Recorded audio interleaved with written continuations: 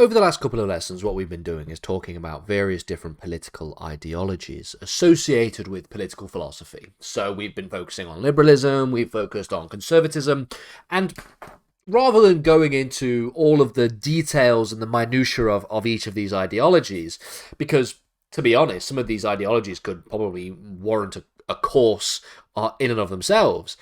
We've sort of just taken an overview to the kinds of ideas that are associated with each of these political ideologies, and we've sort of looked at some of the variations of each of these ideologies as well.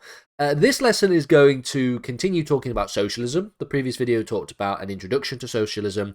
This one is going to focus on some of the core ideas and core principles within the ideology of socialism. Now that we've looked in sort of a broader sense of what socialism is in terms of being positioned in opposition to capitalism, as well as looking at some of the early developments, the sort of Owens and Fouriers of the 1800s, the sort of utopian socialists, this lesson is going to look at the key details within the kind of socialism that you and I understand to be the most famous association, of course, the ideas of Karl Marx and Friedrich Engels. I want to begin by looking at the idea of material goods. Socialism looks at and focuses on the nature of materialism, the nature of material goods. This includes the desire to distribute material goods equitably in a fair and just manner. There ought, in addition to this, to be an equality when it comes to resource distribution.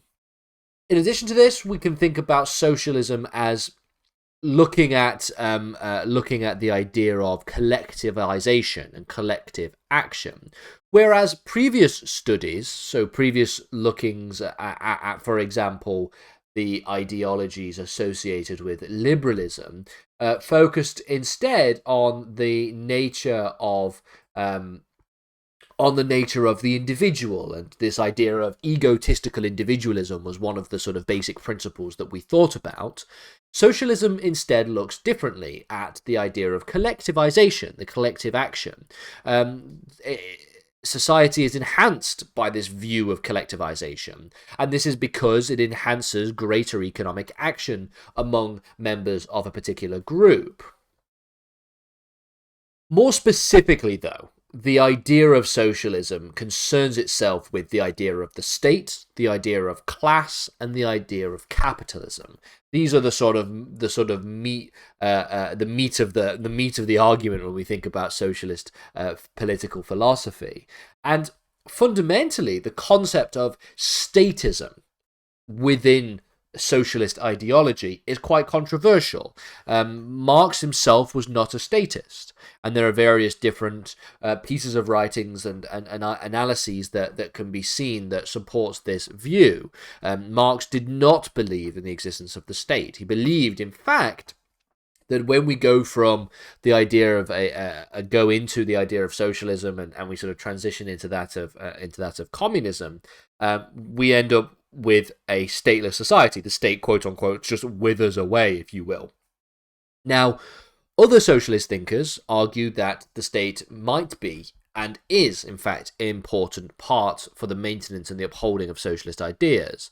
So, the thing that we can think of is in relation to, for example, the writings of Vladimir Lenin, or just the sort of general policy of Vladimir Lenin.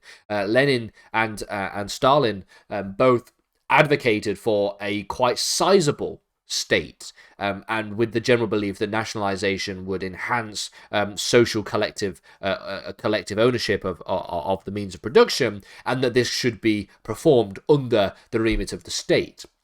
Now, of course, there are sort of differences in relation to sort of Stalinist socialist policy and Leninist socialist policy.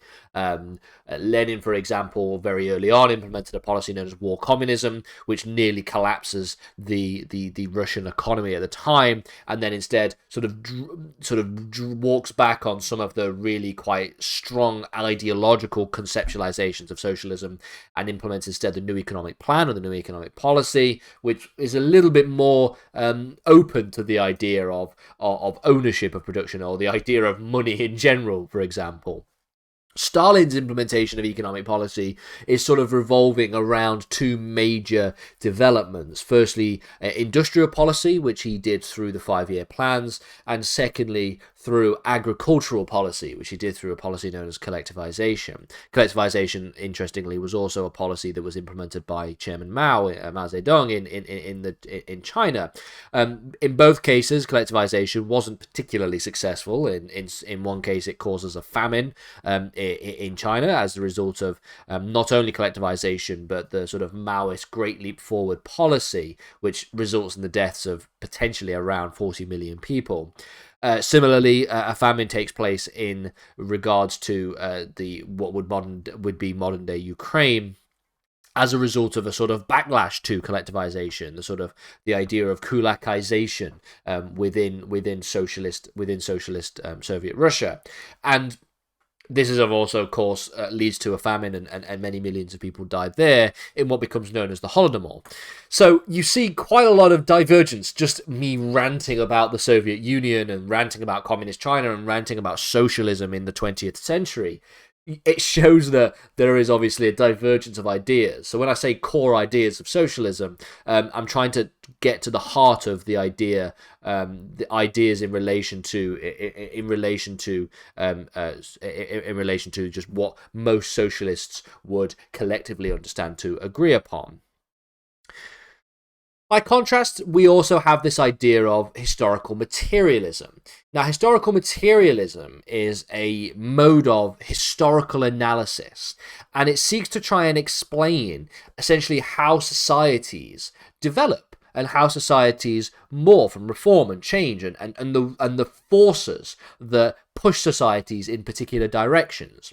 And what historical materialism does is it tries to understand history and tries to study history as an analysis that positions the dynamics of opposing forces that are in conflict with each other.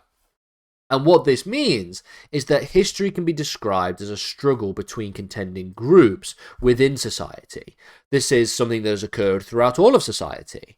And these opposites, as Marx described them as dialectics, okay, taking the language of Hegel in this regard. Marx, of course, was described as a, quote, young Hegelian, in the sense that Marx took some of the sort of understandings of Hegel's writings and the sort of German writings of the time, and he applied those principles to some of his own thoughts. So dialectics, for example, became something that Marx associated with his understanding of historical materialism, or dialectical materialism specifically. These opposites instead are created by relations of production under capitalism. These are those who own the means of production and those who do not own the means of production. The means of production, by the way, are the means by which at least things can be made, things can be produced. So, for example, if you are thinking about a factory, the materials that you use to make the products in the factory is one means of production. Another means of production is the factory itself, the resources themselves. Labor can be a means of production as well.